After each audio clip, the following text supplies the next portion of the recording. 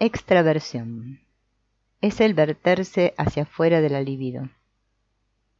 Con este concepto significa una evidente relación del sujeto con el objeto, en el sentido de un movimiento positivo del interés subjetivo hacia el objeto.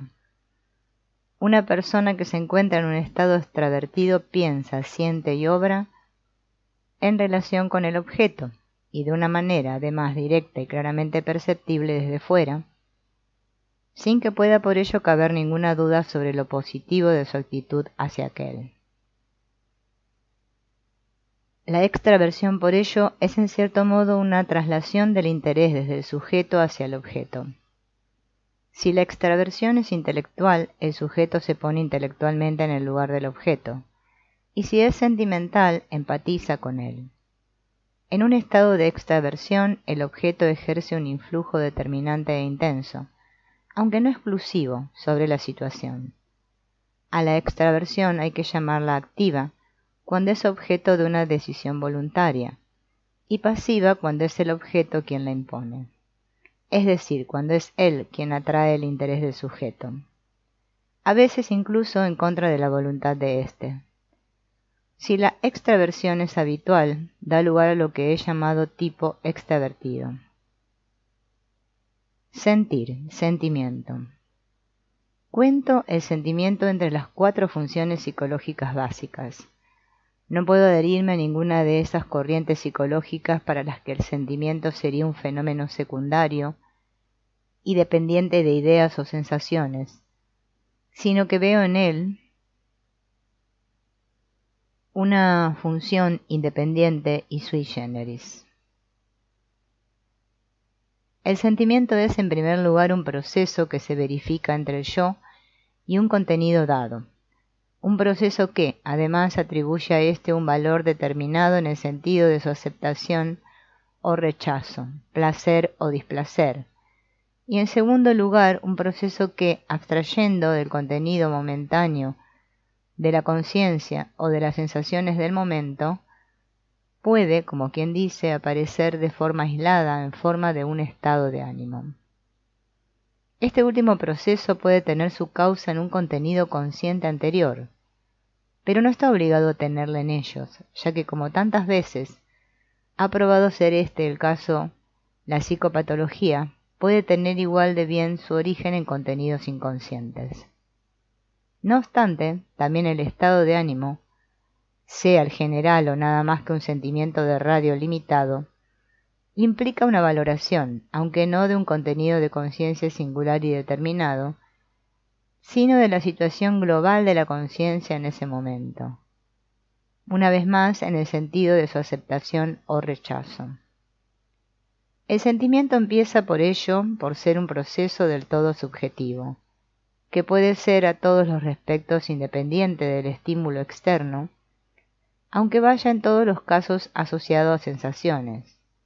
Incluso una sensación indiferente posee un tono afectivo, en este caso el de la indiferencia, en la que se expresa nuevamente una valoración. Debido a ello, el sentimiento es también una variante del juicio, diferente no obstante del juicio intelectual, por no tener como propósito el establecimiento de una relación conceptual, sino la aceptación o rechazo de entradas subjetivos de una cosa. La valoración realizada por el sentimiento se extiende a todo contenido de conciencia, sea cual fuera la naturaleza de éste. Si se acrecienta la intensidad del sentimiento, surge un afecto, es decir, un estado afectivo acompañado de perceptibles inervaciones físicas. El sentimiento se distingue del afecto por no ser una causa, es decir, no serlo ni en mayor ni menor grado que un proceso intelectual ordinario, de inervaciones físicas perceptibles. El sentimiento ordinario y simple es concreto, es decir, está mezclado con otros factores funcionales, representados por ejemplo muy a menudo por sensaciones. En este caso particular puede calificárselo de afectivo o referirse a él como sucede, por ejemplo, como una sensación afectiva, por la cual hay de entrada que entender una fusión inseparable del sentimiento con componentes sensoriales. Esta mezcolanza típica se observa siempre que el sentimiento no se ha convertido todavía en una función diferenciada, y donde más evidente resulta es en la psique de un neurótico con un pensamiento diferenciado.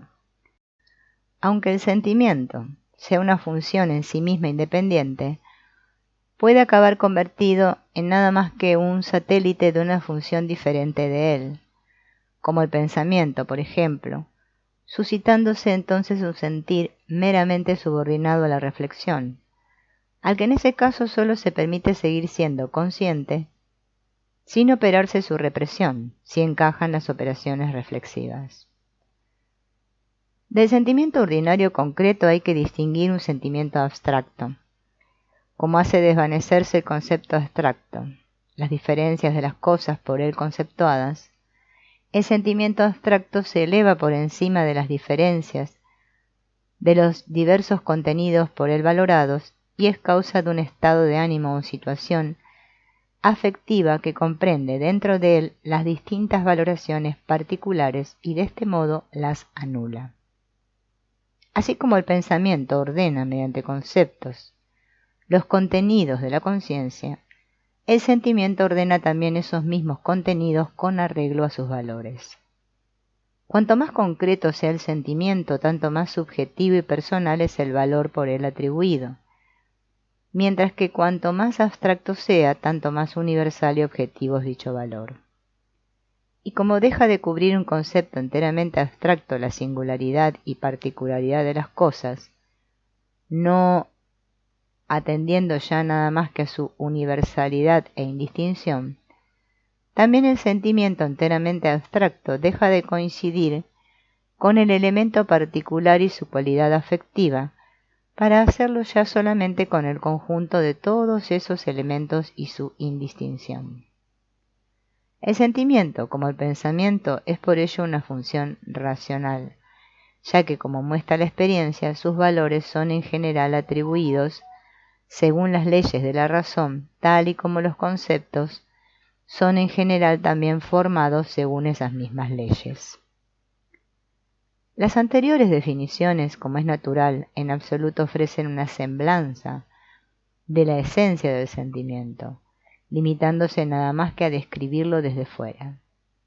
La facultad intelectual es incapaz de resumir en una fórmula conceptual la esencia del sentimiento, porque el pensamiento pertenece a una categoría inconmensurable con la de aquel, en el mismo sentido en que en general ninguna función psicológica básica puede ser del todo expresada por otra diferente de ella. En este hecho se ha de ver la causa de que nunca vaya a existir una definición intelectual capaz de reproducir, ni siquiera en términos solo en parte satisfactorios, lo verdaderamente específico del sentimiento. Con clasificarse los sentimientos tampoco se ha ganado nada para la captación de su esencia, porque aún la clasificación más precisa de ellos no podrá jamás indicar nada más que ese contenido intelectualmente aprehensible con el que los sentimientos aparecen unidos, sin haber captado de esta suerte lo específico de los mismos. Sentimientos pueden distinguirse tantos cuantas clases de contenidos diferentes e intelectualmente aprehensibles existan, que no por ello se habrá agotado en modo alguno su clasificación, porque, aparte de todas las posibles clases de contenidos intelectualmente aprehensibles, siempre seguirá habiendo sentimientos que se hurten a una clasificación intelectual. La misma idea de clasificación es ya en sí misma intelectual, y por tanto inconmensurable con la esencia del sentimiento. De ahí que todo lo que podamos hacer sea contentarnos con indicar los límites del concepto. Comparada con la apercepción intelectual, la naturaleza de la valoración realizada por el sentimiento ha de verse como una percepción del valor. Se ha de distinguir entre una apercepción sentimental activa y una pasiva. Lo propio del sentir pasivo consiste en que, en su caso, el sentimiento es suscitado o atraído por un contenido, y es éste quien fuerza al sujeto a participar afectivamente. En el sentir activo, en cambio, los valores son atribuidos por el sujeto, siendo éste quien valora deliberadamente los contenidos, y quien hace eso mismo, además, con arreglo a un propósito que no es intelectual sino emotivo. El sentir activo es, por ello, una función dirigida, un acto voluntario, como amar, por ejemplo, en lugar de estar enamorado, estado este último que sería un sentimiento no dirigido y pasivo. Como por lo demás están indicando ya las mismas expresiones empleadas para designar ambos sentimientos, en las que el primero es una actividad, mientras que el segundo es un estado. El sentir no dirigido es una intuición afectiva. En sentido estricto, pues solo al sentir activo y dirigido puede calificárselo de racional. El pasivo, en cambio, es irracional, en la medida en que atribuye valores sin que el sujeto participe en su atribución, y en ocasiones aún en contra de su voluntad. Si el sujeto orienta el conjunto de su actitud mediante la función del sentimiento, hablamos de un tipo sentimental.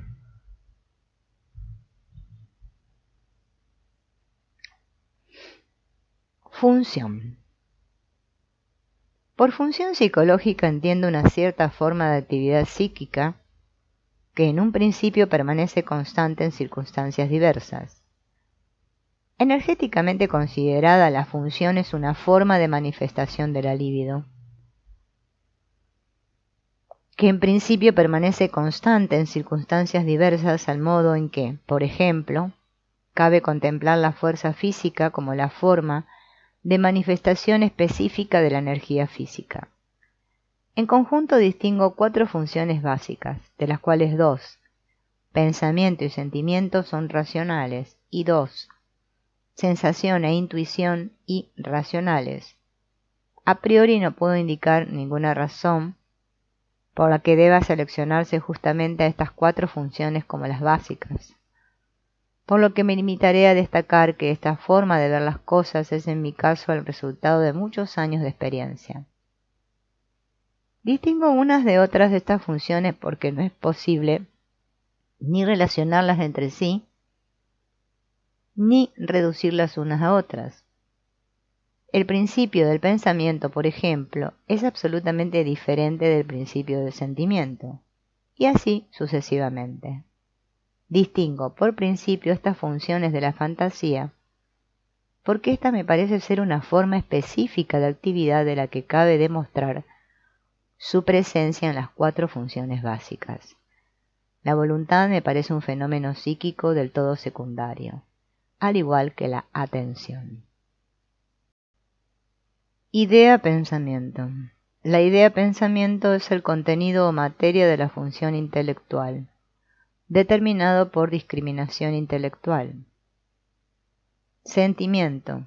Es el contenido o materia de la función sentimental, determinado por discriminación empática. Yo. Por yo, entiendo un complejo de representaciones que constituye el centro de mi campo consciente y que parece poseer un alto grado de continuidad e identidad consigo mismo, motivo por el que a veces me he referido también a él como el complejo del yo. El complejo del yo es un contenido de la conciencia, pero también un presupuesto de la misma, porque un elemento psíquico solo es consciente para mí en la medida en que esté relacionado con el yo. Sin embargo, en tanto en cuanto el yo no es más que el centro de mi campo consciente, no es idéntico a la totalidad de mi psique, limitándose a no ser sino un complejo entre otros. Debido a ello, distingo el yo del sí mismo en la medida en que el primero no es más que el sujeto de mi conciencia, mientras que el segundo es el sujeto de toda mi psique, y por tanto también de la inconsciente. En este sentido, el sí mismo sería una magnitud ideal que comprendería el yo dentro de ella. el sí mismo suele aparecer en la fantasía inconsciente como una personalidad ideal o de orden superior, como la representada por ejemplo por Fausto en Goethe o por Zaratustra en Nietzsche. En aras de esa idealidad, los rasgos arcaicos del sí mismo han sido también representados separados del sí mismo superior, como en el Mefistófeles de Goethe, el Epimeteo de Spitteler y el diablo o anticristo de la psicología cristiana. En el caso de Nietzsche, Zaratustra encuentra su sombra en el más feo de los hombres. Idea. En el presente trabajo me sirvo a veces del concepto de idea para designar un elemento psicológico que guarda una estrecha relación con eso que he llamado imagen. La imagen puede tener un origen personal o impersonal. En este último caso es colectiva y se caracteriza por poseer atributos mitológicos, motivo por el que en estas ocasiones reservo para ella el título de imagen primigenia. En cambio, de no poseer ella un carácter mitológico, es decir, de faltarle los atributos visibles y ser sólo colectiva, hablo de una idea. Me sirvo pues de la palabra idea como una expresión de significado de una imagen primigenia al que se ha hurtado y abstraído del concretismo de la imagen. En la medida en que la idea es una abstracción, parece ser algo derivado o desarrollado a partir de una realidad más elemental, un producto del pensamiento. Y en este sentido de producto derivado y secundario es también como la conciben Wundt y otros autores. Sin embargo, en la medida en que la idea no es más que la fórmula del significado de una imagen primigenia, en el que éste está ya representado simbólicamente, la esencia de la idea deja de ser algo derivado o producido para convertirse desde un punto de vista psicológico en una entidad que existe a priori, en una posibilidad dada de antemano de combinar ideas en general. Debido a ello, en esencia, aunque no en su formulación, la idea es una magnitud psicológica determinante y a priori existente. En ese sentido, la idea es para Platón un arquetipo de las cosas y para Kant el arquetipo del uso del entendimiento, un concepto trascendente que trasciende en cuanto tal los límites de lo experienciable, un concepto de la razón con cuyo objeto no es posible en absoluto encontrarse en la experiencia. Dice Kant, aunque a partir de ahora estemos obligados a afirmar que los conceptos trascendentales no son más que ideas, no por eso debemos considerarlos superfluos o una nulidad, pues aunque de esta manera no pueda determinarse ningún objeto, en el fondo pueden servirle al entendimiento de forma imperceptible, como un canon de su uso amplio y uniforme. Verdad es que por este medio del entendimiento no conoce ningún objeto más de lo que conocería a través de sus conceptos, pero se ve mejor y más ampliamente guiado en dicho conocimiento. Y eso sin mencionar que tal vez posibiliten el paso de los conceptos de la naturaleza a los prácticos, pudiendo así proporcionar consistencias a las ideas morales y conectarlas con los conocimientos especulativos de la razón. Schopenhauer dice también, por idea entiendo pues toda etapa determinada y sólida en la objetivación de la voluntad, en la medida en que ésta sea una cosa en sí y por tanto ajena a la multiplicidad, relacionándose, eso sí, tales etapas con las cosas particulares como sus formas o modelos eternos. Aunque en Schopenhauer la idea sea intuible, al concebirla él exactamente en el mismo sentido que tienen mis imágenes primigenias, sin embargo no resulta cognoscible para el individuo, manifestándoselo únicamente al sujeto puro de conocimiento, que se ha elevado por encima de voluntad e individualidad.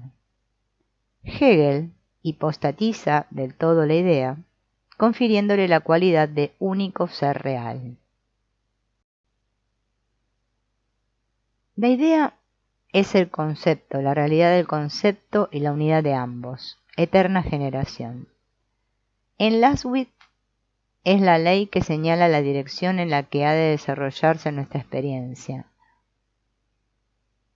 la realidad suprema y más segura. En Cohen, la autoconciencia del concepto, la fundamentación del ser. Renunciaré a seguir multiplicando los testimonios sobre la naturaleza primaria de la idea. Las citas anteriores bastarían para mostrar que la idea es también concebida como una magnitud fundamental y a priori existente. Esta cualidad la recibe de su precursora, la imagen primigenia y simbólica. Su naturaleza secundaria de cosa abstracta y derivada le viene de la elaboración racional a que es sometida la idea primigenia para amoldarla a su uso por la razón. En la medida en que la imagen primigenia es una magnitud psicológica autóctona que resurge sin cesar en otras partes, de la idea puede en cierto sentido decirse otro tanto, con la diferencia de que la segunda, a causa de su naturaleza racional, está sujeta en un mucho mayor grado a la modificación por la elaboración racional, que fuertemente influida por la época y las circunstancias, forja para ella formulaciones siempre afines al espíritu de su tiempo.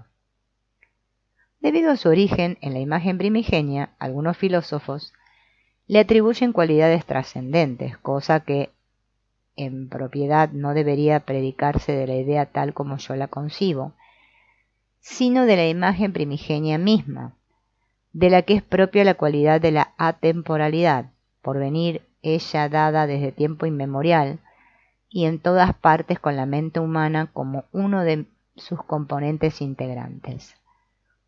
Su naturaleza autónoma la recibe la idea una vez más de la imagen primigenia que, sempiternamente existente, no ha sido fabricada jamás y se da hasta tal punto espontáneamente a la percepción como para poder decirse que sería ella misma la que aspira a su conversión en realidad, siendo percibida por la mente como una potencia determinante y activa. Con todo, esta forma de ver las cosas no es general, y lo más probable es que responda a una cuestión de actitud. Aunque la idea sea una magnitud psicológica que no sólo determina el pensamiento, sino también al sentimiento, en este caso como idea práctica, lo más común es que sólo emplee la palabra idea cuando estoy hablando de la determinación del pensamiento en el sujeto pensante. Pero hablaría también en términos de una idea a propósito de la determinación del sentimiento en el sujeto sentiente. En cambio, terminológicamente no hay nada que objetar a que, tratándose de la determinación a priorica de una función no diferenciada, se hable de una determinación por la imagen primigenia. La doble naturaleza de la idea como algo a la vez primario y secundario conlleva que a veces utilice este término un tanto promiscuo con el de imagen primigenia. La idea es para la actitud introvertida el primum movens y para la actitud extravertida un producto. Identificación. Por identificación entiendo un proceso psicológico en el que la personalidad se desasimila, parcial o totalmente de sí misma. La identificación es una alienación del sujeto respecto de sí mismo en interés de un objeto, en el que aquel viene, en cierto modo, a transvestirse.